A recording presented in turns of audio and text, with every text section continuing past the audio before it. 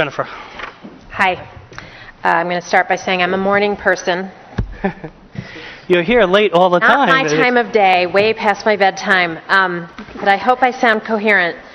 My name is Jennifer Boylan. I live in Rhode Island, and I'm here as a volunteer on behalf of the Rhode Island chapter of Moms Demand Action for Gun Sense in America to express our firm support for 5345 to keep guns out of school. Of equal importance is our opposition to 3 particularly dangerous bills that would weaken gun violence prevention laws, and those include 6039, 5729, and 6040.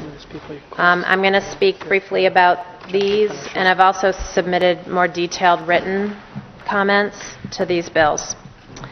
So for 5345, legislation that would prohibit concealed carry permit holders from carrying concealed loaded guns in public and private primary and secondary schools, we support this bill for Rhode Island.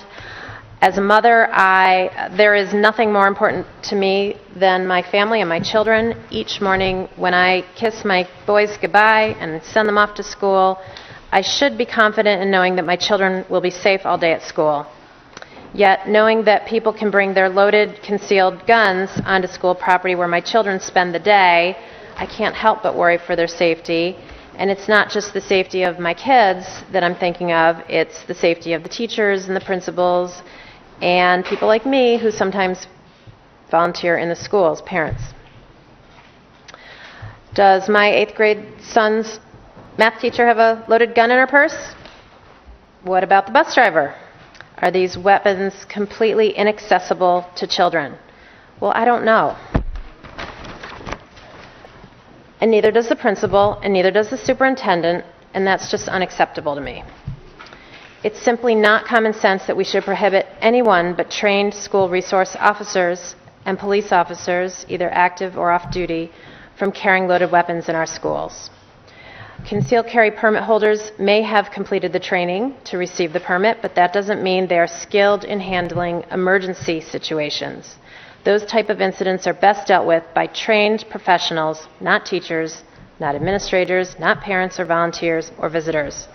Even police officers with all their training and frequent exposure to high-risk and life-threatening events do not always shoot accurately in a crisis encounter. Research casts significant doubt on the idea that civilians could shoot as well as trained police officers in an active shooting situation. Policies that put guns in schools are sold as a way to keep children safe, but in reality they do just the opposite, putting children at risk of unintentional shootings and escalating conflict without decreasing the risk of an active shooter. The American Federation of Teachers and the National Education Association, the nation's 2 largest teachers' organizations, oppose allowing guns in schools. Most states prohibit people from carrying guns in K through 12 schools. Those include our neighboring states, Connecticut, Massachusetts, New York, and Maine. Rhode Island should act quickly to bring our laws up to the standards of our neighbors. I'd like to just talk briefly about 3 other bills.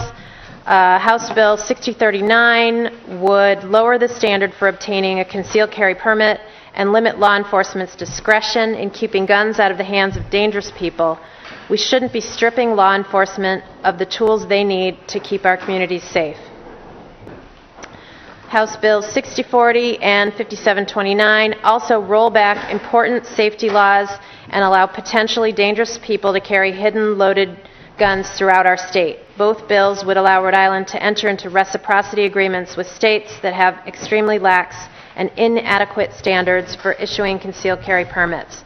For example, permit holders from states like Idaho that do not require safety training or allow law enforcement discretion to deny permits to people they know to be dangerous could be allowed to carry concealed in Rhode Island.